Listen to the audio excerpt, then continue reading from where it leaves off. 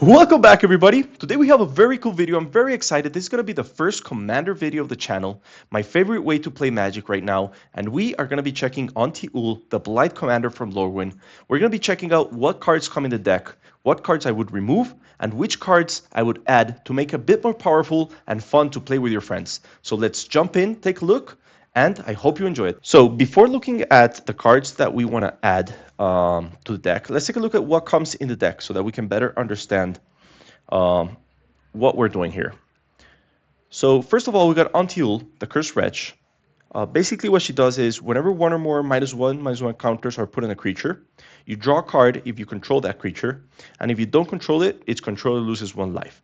So the goal of this entire deck is putting -1/-1 counters on your creatures through the Blight ability, that way drawing cards, and then putting them on your opponent's creatures to kill them and deal damage to your opponent. So very, very cool ability, followed up by the Reaper, which is the secondary commander, focused a lot more on reanimating. So we are going to be focusing this video on Antiul, not on the Reaper King. I still think the Reaper King is a great card to have in the deck. You know, for 3 mana, you can put a -1/-1 counter on up to 2 target creatures, so potentially a removal or potentially draw a card from your deck if you have Until out. And then whenever, the second ability is amazing, whenever a creature an opponent controls with a -1/-1 counter dice, you get to take that creature. So very, very good as a support for Until, not as the main commander, at least not on this build we're going to be making. The Weaker Smith's Tools, it's a cool card to ramp. You know, we removed some of the ramp cards, but we're keeping this one because it does have some synergy where there is a point where we can make a bunch of creatures. It says whenever one or more -1/-1 counters are put on a creature, put a charge counter. So this is going to allow us at some point to create a bunch of Scarecrow creatures. Just a cool card overall to keep around, and it adds 1 mana of any color. The Sinister Gnarlborg, this guy is so good. Basically with Antiul, this guy, what it says that at the end of your end step, you draw a card, and then you blight 1, so you draw a card again. So it's basically a draw 2 cards per turn, cost 3 spell. Very, very, very nice. I love this card, and it's so cool, the artwork.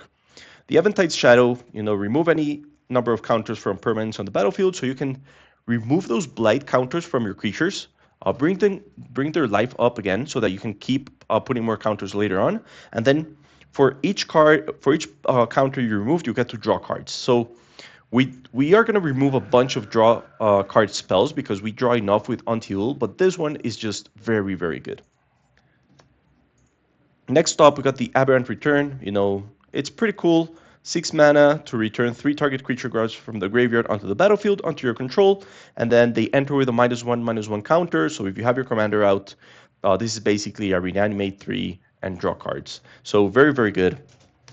The Dread Tiller, I really like this. You know, it can work as putting -1/-1 counter on your opponent creatures, or it comes in, draws you a card, and then potentially it also gets to ramp you, because the second ability says whenever a creature with a -1/-1 counter on it dies, you may put a land card from your hand or graveyard, which is very important, onto the battlefield tapped.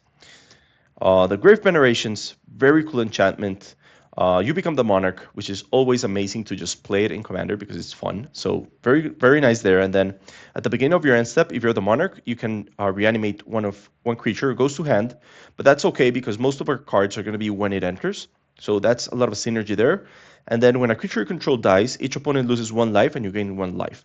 So you are killing your own creatures often with your blight counters and then returning them to hand with this enchantment, but also healing up a bit and hurting your opponent. So very, very good card.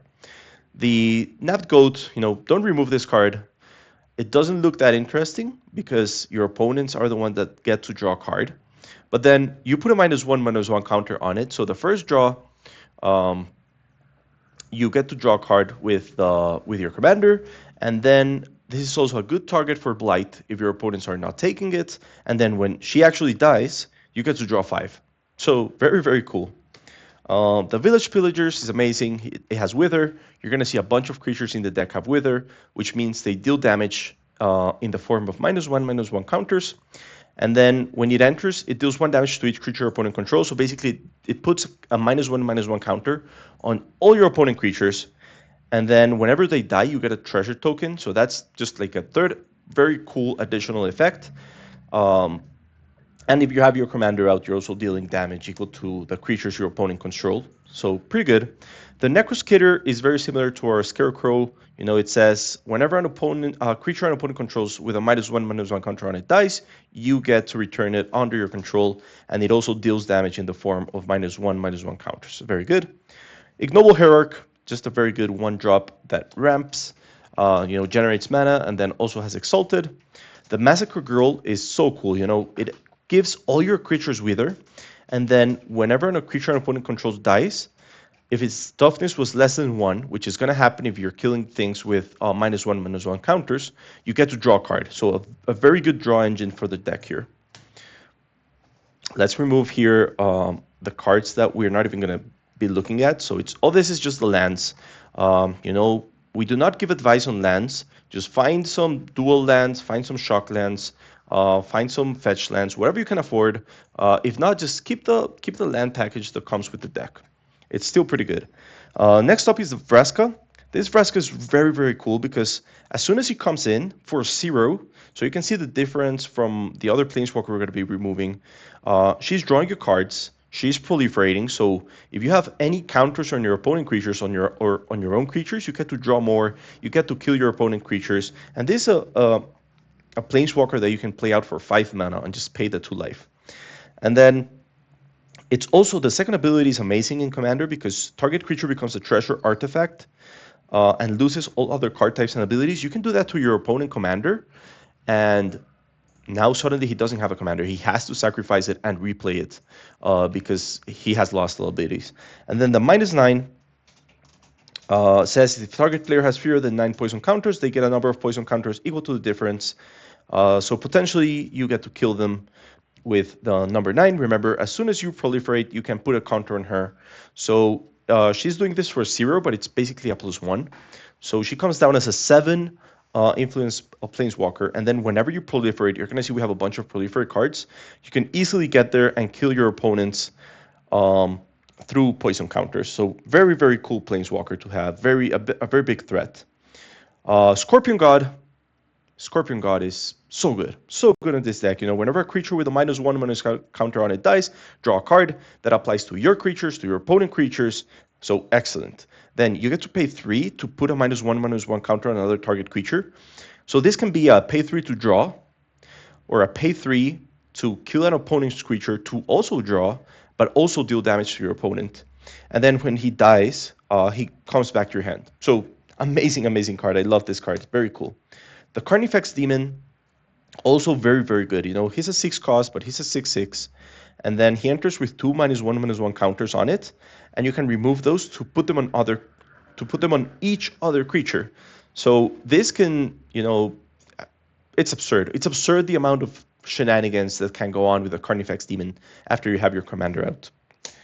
Same with the Dusk Urchins, a 3 cost that comes in with, whenever she attacks, she puts a -1/-1 counter on it, and then when she dies, you draw 3 cards.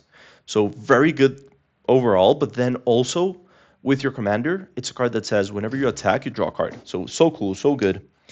Next up is the Black Sun Zenith, basically a board wipe in the form of -1/-1 counters, and then it gets shuffles into your library. Amazing card for this deck. Very good early game, very good late game, and then it also gets to draw cards. It also gets to deal damage to your opponents. Just very good.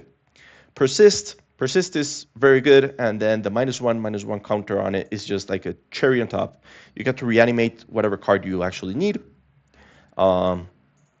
and it's probably going to be synergistic because of that -1/-1 counter. For example, if you do the Persist on your Carnifex Demon, then you get to trigger that ability 3 times. Basically, you're going to wipe the whole board and keep a huge demon on board. So very, very good with a lot of cards. The Midnight Banshee is very good. So basically, all the non-black creatures are going to get -1/-1 counters every turn, and she deals damage in the form of -1/-1 counters. A bit expensive, but pretty cool. The Channeler Initiate, amazing as well. When she enters, you put -1/-1 counters on it. That means you get to draw if you have your commander, and then you get to remove counters from her to add mana of any color. So this is a great target for Blight.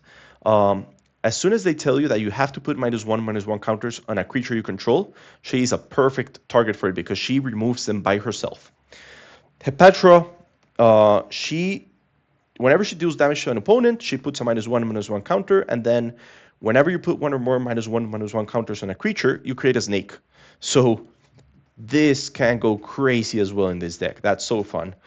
Glisa, we know Glisa doesn't have that much synergy on the deck, except from the last one that says remove up to 3 counters from target permanent. So you can potentially heal up one of your Blight targets. Other than that, having a first strike death touch is just so good, and she draws you cards. So Glisa is an auto include on these colors. So good. Next up is Everlasting Torment. Everlasting Torment says players can't gain life. So we don't have any life gain in the deck, so we're not suffering because of that. Damage can't be prevented, also don't have damage prevention. And then all damage is dealt as though its source had Wither. So any 1 damage to target creature that your opponents are doing or anybody else is doing is going to become -1/-1 counters, adding a lot of synergy to your whole deck. Next up, Assassin Trophy, just a good removal spell. Blowfly Infestation, I think is pretty cool. Whenever a creature dies, if it had a -1/-1 counter, you get to put another -1/-1 counter. So just a way to keep those -1/-1 counters out. Of course, we keep Soul Ring. Of course, we keep Arcane Signet. Skin Render, just a cool 4-drop. 4 cost here, 3/3, that puts 3 -1/-1 counters on target creature. It can be your creatures if you want to be synergistic with something special, or it can be on an opponent creature, just a fast way to drop some counters there. The Soul Snuffers, another 4-cost unit that when it enters, it puts a -1/-1 counter on each creature, which is amazing for us because we get to prolify. We get to do so many things with them and hurt our opponents. Incremental Blight, also pretty cool. 5 mana to put 5 -1/-1 counters out on the field. Infernal Grasp, good removal spell. Evolution Sage, very good at proliferating. Devoided Druid. This is pretty cool because as long as you have a way to remove -1/-1 counters, she's going to add a bunch of mana. So you get to add 2 mana with her, and then if you do manage to remove the counters, you get to keep on tapping her and add mana. And then it works with things like Flourishing Defense, where whenever a -1/-1 counter is put on a creature, which it's everything we're doing, you create a Green Elf Warrior. Putrefy is a good removal spell on these colors. The Coolwrath Knight, just an uncommon that I like for the deck. It has Wither, it has Flying, and whatever creature opponent controls that has a counter on it can't block. So you've seen that a lot of our creatures have on-attack abilities, and they are going to be able to attack without the threat of being blocked, thanks to the Knight. So pretty cool. The Contagion Clasp, just a fork. Basically, when it enters, it puts a -1/-1 counter on a creature. That's what we're looking for, but it also, by paying 4, proliferates, which is very good. And then we have 2 more cards. The Wickerbrow Elder is so good. He enters with a -1/-1 counter on it, and then you can pay 1 and remove it to destroy an artifact or enchantment, which is huge in Commander. And then whenever you put another -1/-1 counter on it, you can pay 1 again to remove it and keep destroying every single Soul Ring, Arcane Signet, or whatever ramp in the form of artifacts your opponents are playing. They're going to hate this guy. Everybody's going to hate this guy. He's so cool. And finally, we have Terminate. Again, amazing removal instant spell, which you should leave in your deck. So these are the cards we get to keep. We will see now the cards we get to remove. And now I'll show you, after that, I'll show you what to replace and what to bring into the deck. Okay, so let's start with the cards that we recommend removing. So the first is Liliana the Death Wielder. This is the only Planeswalker that we're going to be removing. She's at 7 cost. So it's way too late in the game to put up -1/-1 counter on up to 1 creature. Then -3 to destroy a creature is just too much. And then the -10 is very difficult to pull off. So basically, there's a lot better cards than Liliana here. So one that we really recommend removing. Next up, we're going to see the creatures. The first is Ferafor, the Young You. I love the art on this card, but it's just so bad. It's a 7 cost, 4/7. that creates a number of sapperling tokens equal to the number of counters among creatures target player controls. So if you have a bunch of -1/-1 creatures on a player or on your own creatures, then you're going to be creating some sapperlings. But other than that, uh, he's not that good. And he doubles the counter on only one target creature, not all of them. So not useful here. The Tree of Perdition. Um, I think this card is interesting. 4 for a 0/13 that can take a bunch of blight and then kind of exchange the life of someone for him and then drop him to even below 13. This is a card that it's probably not that good, so you should take it out. But if you enjoy, this, like the flavor of it, and I think it fits well in the deck, it's just not that good. The Grave Titan, we're not playing the Resurrection game here, so I guess the Grave Titan could be good in some builds, but not with Antiul, where we're just looking to place -1/-1 counters. So basically, the zombies are not doing much for us here. Next up is the Puppeteer Clique. Basically, what he does is when this creature enters, put target creature card from an opponent's graveyard onto the battlefield under your control. It gains haste, but then it gets sacrificed. It gets exiled at the next end step, so you're not getting a bunch of value for 5 mana here. Better to just remove it. Same with the Archfiend of Ifnir. Very, very strong card in some decks, but definitely not here where you're not cycling or discarding enough to put -1/-1 counter on your opponent's creatures. So sadly, would be an amazing include in the deck, but we do not have enough cycle or like cards like that to make it worth it. The Green Puppet, so this creature enters with 3 -1/-1 counters. It's a 7 cost for a 1/1 that can easily distribute those counters, but then you're paying 7 mana for a 1/1, which people can easily respond to. It's just not good enough here. Chimil the Inner Sun, this is a strong card generally. It's just a 6 cost where it's just a bit too late for it to be worth it. And doesn't have that much synergy with the rest of the deck, so not very good. Commander Sphere, just a bit slow. If you're the type of person that likes to play Commander Sphere, that's fine. But it's not going to do much for you here in the deck. There's a lot of better things we can find, especially because we're playing green. So you can replace the Commander Sphere by just a land, just play Nature's Lore, just play anything that brings you a land tapped into play, and you're ramping even earlier than 3 mana. Puka's Covenant. So this is one of the new cards that says whenever a creature you control with a counter on it dies, you may return another permanent card with mana value less than or equal to the number of counters on that creature from your graveyard to your hand, and only once.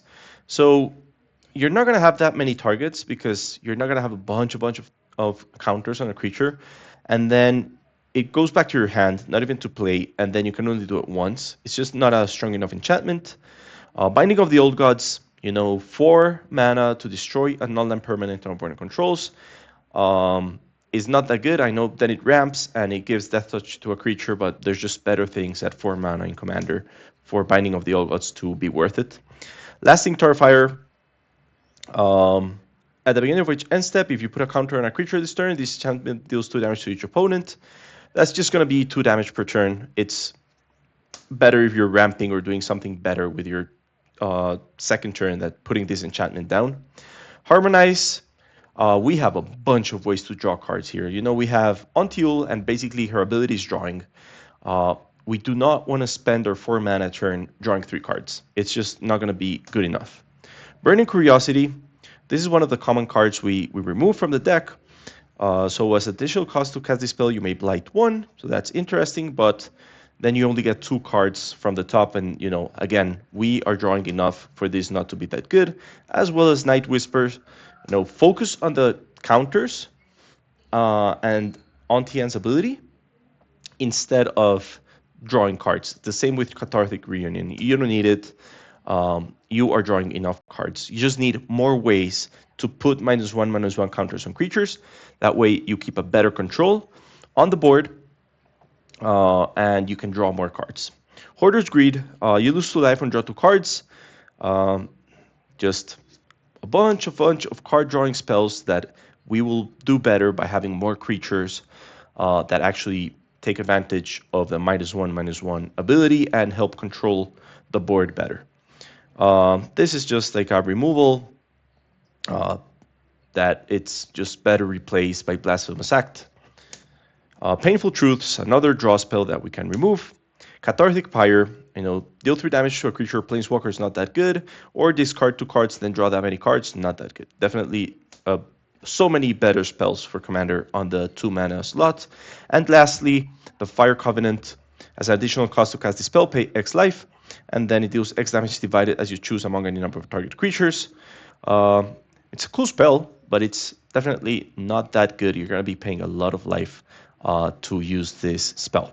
So these are all the cards that we recommend removing, and then I will show you in a minute what cards you should add to the deck instead of these cards. Okay, so let's take a fast look here at what cards I would add to the deck, right? So we're going to be adding 9 creatures, 2 instants, 1 artifact, 3 enchantments, and 6 sorceries.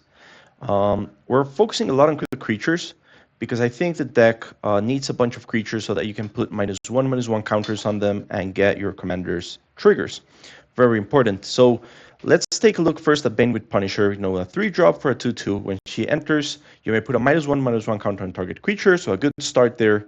And then you can sacrifice her to destroy a creature that has a -1/-1 counter on it. So not only does she work as an instant remover when we need her, but she also comes in and starts putting out counters so that you can sacrifice her later on or start proliferating them. The Canker Bloom, I really like. You get to sacrifice her to destroy an artifact, destroy an enchantment, or the best ability in this deck is going to be proliferate. And then if you have any way to start bringing her back to hand, it's a very, very good way to proliferate as much as possible. Next up is the Generous Patron. Very good card from Final Fantasy. When she enters, you support 2. So put +1/+1 counter each up to 2 target creatures. And then whenever you put 1 or more counters on a creature you don't control, you draw a card. So basically, whenever you put a -1/-1 counter on your opponent creatures, normally with your commander, you're only going to be dealing 1 damage to them. With this, you are going to be also drawing a card. So very, very good. And the extra +1/+1 counters you get to put in your creatures is just a bit more survivability to support those initial blight counters that you're placing on your creature. Maha is crazy. Maha is just so good overall in every single format, every single deck. She has Flying, Trample, and Ward. She's a 6/5, and then creatures your opponent control have base toughness 1. So whatever you do to place a -1/-1 counter on your opponent's creatures is going to kill them. And then you can imagine all the shenanigans that go up after you deploy Maha. So good. The Morbid Opportunist, we are playing to kill as much of our opponent's creature as possible with -1/-1 counters. And this says whenever 1 or more other creatures die, you draw a card. And it also applies to your own creatures. So if you have your commander out and you put a -1/-1 counter on a creature you control and it dies, you draw 2 cards. And if you just do it on an opponent creature and it dies, you get to draw 2. So very, very good. The Obelisk Spider I really like as well in this deck. A 1/4 is good with reach. And when she deals combat damage to a creature, you put a -1/-1 counter on it. And then whenever, and this is the good part, whenever you put a 1 or more -1 counters on a creature, it can be yours or your opponent. Each opponent loses 1 life and you gain 1 life. Very, very good. The Persistent Constrictor, amazing card here. At the beginning of each opponent's upkeep, they lose 1 life, and you put 1 -1/-1 counter and up to 1 target creature they control. And she has Persist, so she's going to stick around, really disrupt your opponents, drain their life. So, so good. Spitting Dilophosaurus. First of all, this card has one of the best artworks in Magic the Gathering. It's just such an important scene in Jurassic Park, such a satisfying scene. It has the Jurassic Park logo on it. You just gotta love it. And then what it does is whenever it enters the battlefield or attacks, you put a -1/-1 counter. So very good. And it doubles up that ability we saw on the night, where creatures your opponent control with -1/-1 counters on them, they can't block. So very, very good. And finally, we're playing Yawgmoth. Yawgmoth says you discard a card and then you proliferate, paying 2. So basically, you can do that for as much mana as you have. When you proliferate, choose one of your creatures that has a counter on it, and then you draw a card. And then that way, You get to keep doing this as much as you like, and then it also has paying 1 life, sacrifice another creature, put a -1/-1 counter, which is huge here, and draw a card. So amazing, amazing engine for the deck. Very, very worth getting and playing. Now going up to the sorceries, we have Blasphemous Act. We removed the card that Blasphemous Act was simply better, so here it is. We have Cultivate. We did remove some ramping artifacts, so we added Farseek and Nature's Lore as well. And then we have Rampant Growth, just 4 good cards that can ramp you so that you can play your commander turn 3.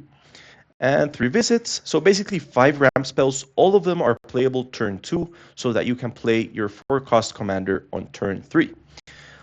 Next up, we have 2 instants, Atomize, very good. You destroy a non-land permanent, and then you get to proliferate. So that's pretty cool. Very good for our deck. And Grim Affliction, you get to put a -1/-1 target creature, and then proliferate. Proliferate is very strong in this deck. We really, really want to play as many proliferate cards as we can, and this -1/-1 counter on target creature is huge. Contingent Engine, so good. When it enters, it put a -1/-1 counter on each creature target player controls, and then by paying 4, you proliferate twice. Excellent. Spreading the -1/-1 counters on this deck is amazing. And finally, we have 3 enchantments. All will be 1. Whenever you put 1 or more counters on a permanent or a player, all will be 1 deals damage to target opponent.